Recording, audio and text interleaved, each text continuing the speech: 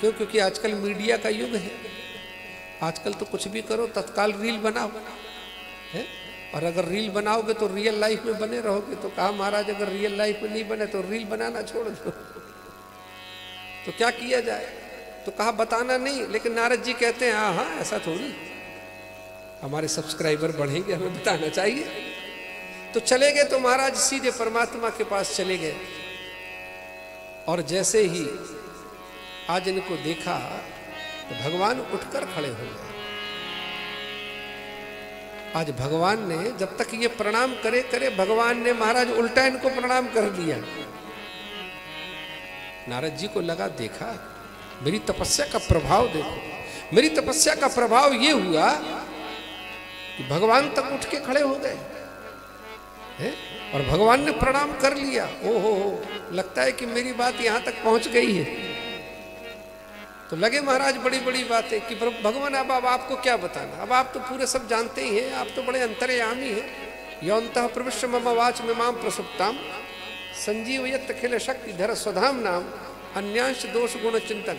तो कहा महाराज आप क्या है, आप तो सब कुछ जानने वाले हैं, आपको क्या बताना। लेकिन फिर भी बताए देता हूं। भगवान सुन तो रहे हैं, लेकिन भीतर ही भीतर महाराज आज बड़ा दुख हो रहा है। क्यों? क्योंकि कुछ भी है ये मेरा संत है, कुछ भी है ये मेरा भक्त है। अरे इतने दिनों तक महाराज ये बड़े आनंद में रहा, ये अचानक कहां से बीमार हो गया। और अगर महाराज किसी पिता के पुत्र को बीमारी लग जाए तो कहा महाराज चाहे पुत्र को पता हो चाहे ना पता हो, लेकिन पिता को बड़ा कष्ट होगा। पिता के मन में बड़ा दुख होगा कि अरे ये मेरा बालक होकर इस रोग से पीड़ित हो गया, और कितना भयंकर रोग है ये जानता नहीं है। और तब तो महाराज भगवान ने और एक कौतूहल कर दिया। अब ये सिर्फ प्रणाम नमस्कार तक की बात नहीं रह गई, अब तो महाराज अपने आसन पे बिठा दिया। ओहो, अब तो महाराज और कमजर्फ है ये गुब्बारा, चंद सांसों में फूल जाता है। और जब फूल जाता है तो अपनी औकात भूल जाता है। जीवन में महाराज संसार में अगर कोई बढ़ाई करे तो याद रखना उस समय सावधान हो जाना। जब बड़ी बड़ी बढ़ाई होने लगी तो दरबार में महाराज दशरथ जी ने स्वयं शीशा देख लिया था, कितनी बढ़ाई हो रही है मेरी। तो अपना पहले मुख तो देख लूं मैं, ठीक ठाक तो है, कहीं ऐसा तो नहीं महाराज। क्योंकि जीवन में कभी कभी किसी को नीचे गिराने के लिए भी बहुत बड़ी बड़ी बढ़ाई की जाती है। किसको चढ़ा दो तो आदमी बोलता है कि महाराज चने के झाड़ पे चढ़ा दिया। अरे चने का झाड़ तो होता नहीं है, इसका मतलब यह है कि उसकी बेल पे चढ़ा दिया कच्चे पे, तो ये गिरेगा टूटेगा, हाथ पांव बराबर हो जाएंगे। इसको तो हवा में उड़ा दो महाराज और भेज दो। नारद जी को लगा कि महाराज बहुत बड़ा काम कर लिया है मैंने, और मुझे लगता है कि मेरे जैसा विश्व विजेता अब कोई नहीं है, अब अकेला मात्र हूं मैं।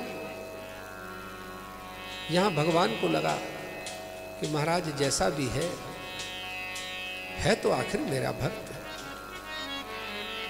जन्म जन्म से लेके मेरा भजन कर रहा है। कोई बात नहीं, अगर आज पांव फिसल गया तो कहा संभालना भी तो हमें को पड़ेगा। तो निश्चित रूप से महाराज आपन भगत की आपे राखे, आपे नाम जपावे। अगर लाइन से पटरी से अगर कोई बेटा उतर जाए तो फिर पिताजी कहता है कि महाराज डायरेक्ट नहीं तो इनडायरेक्ट, लेकिन इसे सुधारना तो पड़ेगा, संभालना तो पड़ेगा, नहीं तो मामला गड़बड़ हो जाएगा। एक 100 योजन का महाराज एक बड़ा सुंदर नगर बना दिया, और वहां पर एक बड़ा सुंदर राजा शील निधि बिठा दिया। भगवान ने अपनी निज माया को आज्ञा दी, जाओ जाकर एक बड़े सुंदर नगर का निर्माण कर। बड़े दिव्य नगर का निर्माण हुआ। शील निधि वहां के राजा बन गए और उनकी बेटी विश्वमोहिनी। अब नारद महाराज जी महाराज यहां से अपने बड़े बड़े गुणों का बखान करते हुए लौट के चले आ रहे थे कि ओहो कितना ऊंचा काम किया, मुझे तो पता नहीं था। मुझे तो पता तब चला कि जब मेरे स्वामी ने आज मुझे अपने आसन पर बिठा दिया, मुझे प्रणाम किया और मेरे आने पर आज उठकर खड़े हो गए, तो तब मुझे समझ में आया कि वाह, इतना ऊंचा काम किया है मैंने।